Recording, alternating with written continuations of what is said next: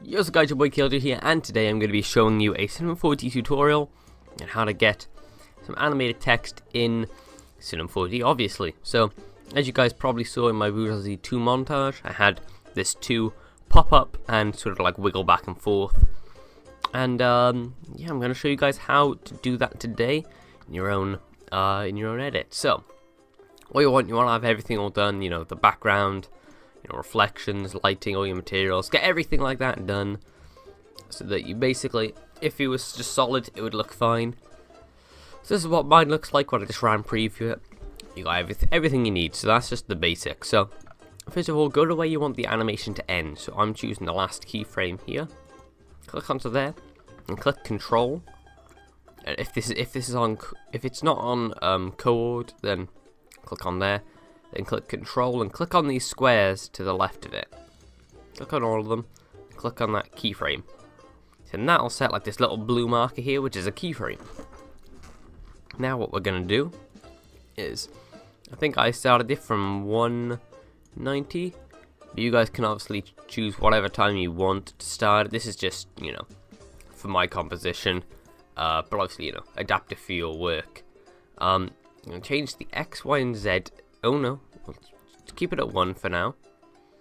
But the rotation, we're actually gonna switch. So it's just a bit to the left, like that. So then we're gonna change the scaling all to 0.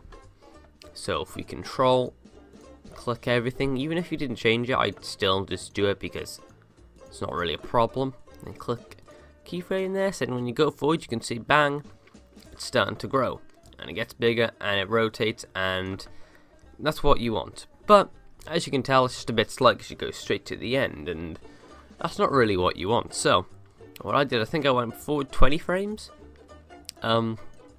roughly. Change these all up to 1.2, I think. Well, that's what I'm going to do here anyway,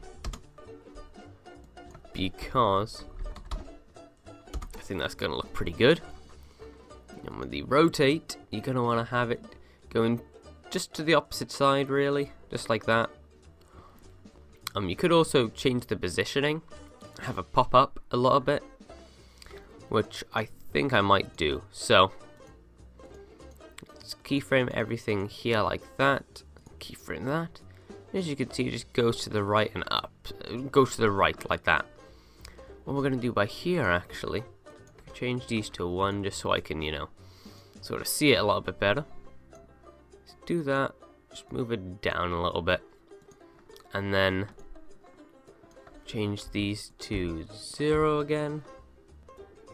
You don't need to worry about that yet, and then just make sure you just go over and click them just in case. Sorry, my bad, guys, just had to sneeze there. But there, as you can see, it's like a little black line there, which you may or may not notice. I don't think you really need to, but see it there, it just like pops up a little bit. And then yeah, so that looks all pretty good, to be honest. I got this weird timeline thing. So you got that, and now every 10, I'd say, keyframes, just gonna, you know, be scaling. Well, the scaling you don't need to worry about. It's all about the rotation. It's obviously going to bounce back and forth because, well, it's animated. So I'm going to do that for there. Just move it a little bit back to the left. I'm not going to tell you exact keyframe amounts because it's going to be different depending on what sort of effect you're going to have, what size your text is, this, that, and the other. There's tons of different factors which are going to change as to what look you're going for. So, oh wow, I don't want to do not want to have it rotated completely upside down like that. That'll be a bit awkward. Keyframe there. Oh, that's a bit off, so you can actually move it then forward a couple keyframes. A minute, give it a moment to get rid of that.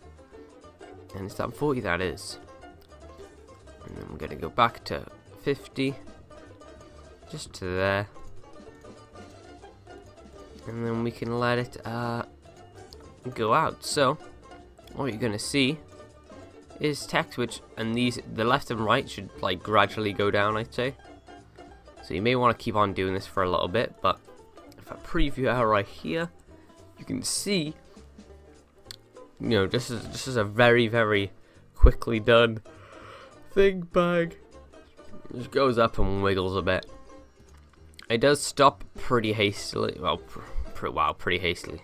It does finish pretty quick. So what you could do is actually just do like that, then go to that side, like so, and yeah. So you can just obviously just, as I said, just mess with the keyframes, mess with the rotation that you use, because you know you don't have it look like it's moving too much, but you don't have it look like it's moving not enough. The first one to the right is really when you want to have the biggest rotation, so keep that in mind. See, that looks pretty good there, just because it just, yeah, that's just how you do it, guys. And then if you go up to here and you do render to picture viewer, then yeah, you can save it or whatever, and then it should be able to load if you give it some time.